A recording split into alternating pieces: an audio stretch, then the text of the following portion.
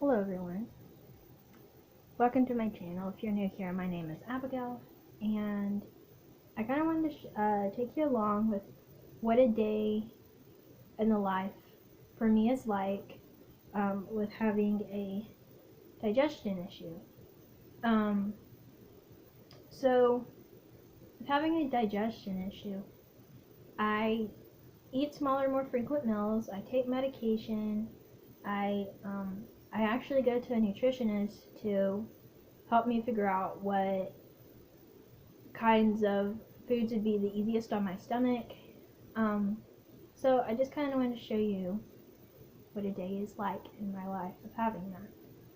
So when I first got my diagnosis, um, I I had a surgery um, around a year ago. Um, Basically, I was born with a birth defect where some of my insides were in the wrong spot. One being my stomach, and so as a baby, I had basically the surgery to put everything back in the right spot. That surgery went fine. Then a couple years ago, I started having some health issues again, and found out my stomach surgery slipped again, and my stomach basically went like halfway, I think it was, back up into my chest. So I had the stomach surgery redone the second time, and after surgery I started doing worse instead of better. And so basically, um, after a lot of different tests, we found out I have this digestion issue called gastroparesis, which is basically a medical word for slow emptying of the stomach. Um, so yeah, I eat a toddler-sized meal every other hour that I'm hungry.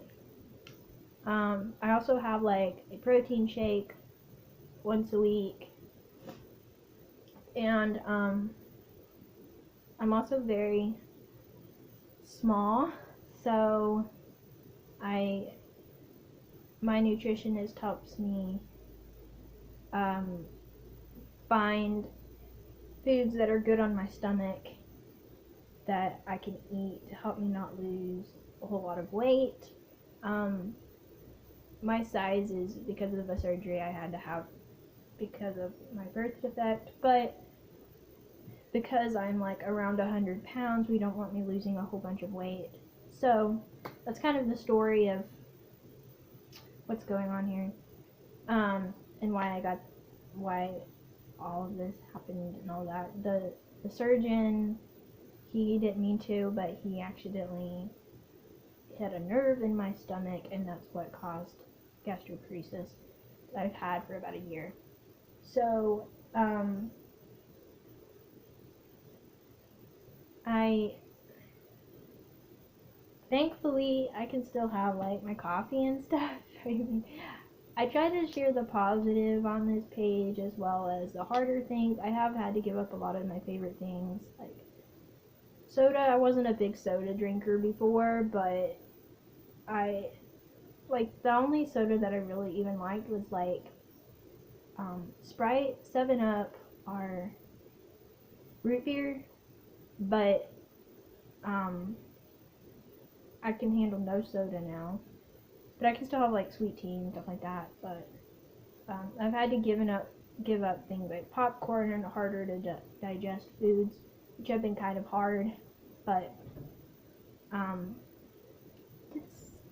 it's a part of having this issue, and I like to share the good things as well as the harder things on here. So just want to take you along with it. I guess I thought that I'd also share with you guys. I'm not going to be able to share with y'all every single meal, but I wanted to share with y'all this meal, and also I wanted to show you some pictures of some of the things that have worked for me. I don't know if you have gastroparesis yourself and you're watching this, know that each person's a little bit different on what works for them, what doesn't work for them.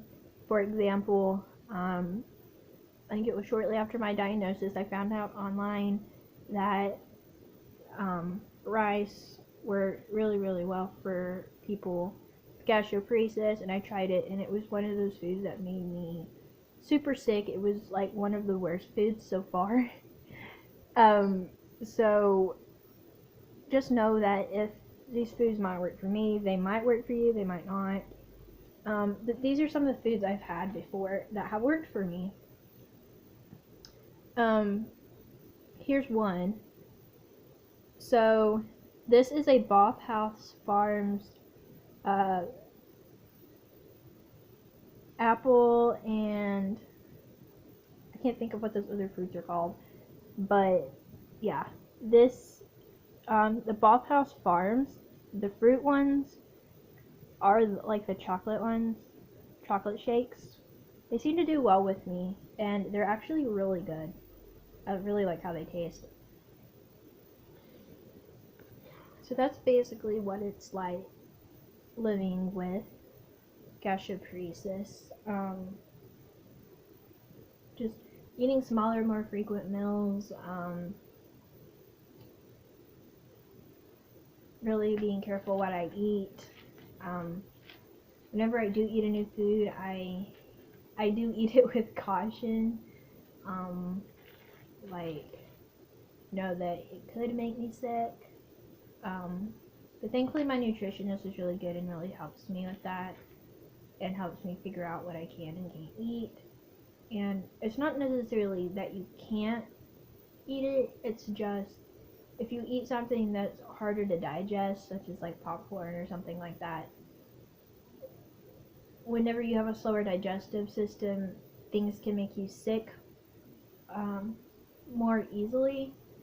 And so you want to eat foods that are easier to digest so it doesn't make you as sick, basically.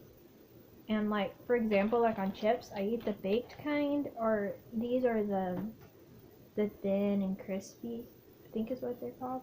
Yeah, they're the thin ones.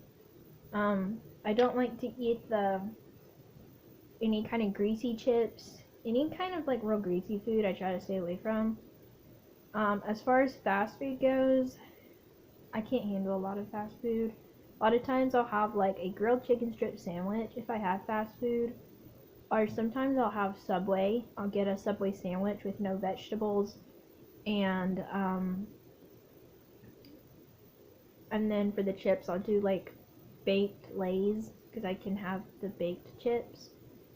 And then I'll have like a sweet tea or something like that with it. But most of the time, whenever I've been doing fast food, I haven't actually been doing actual fast food. I'll do a shake once a week is what I've been doing to help me on keeping my weight at a okay place, getting enough calories.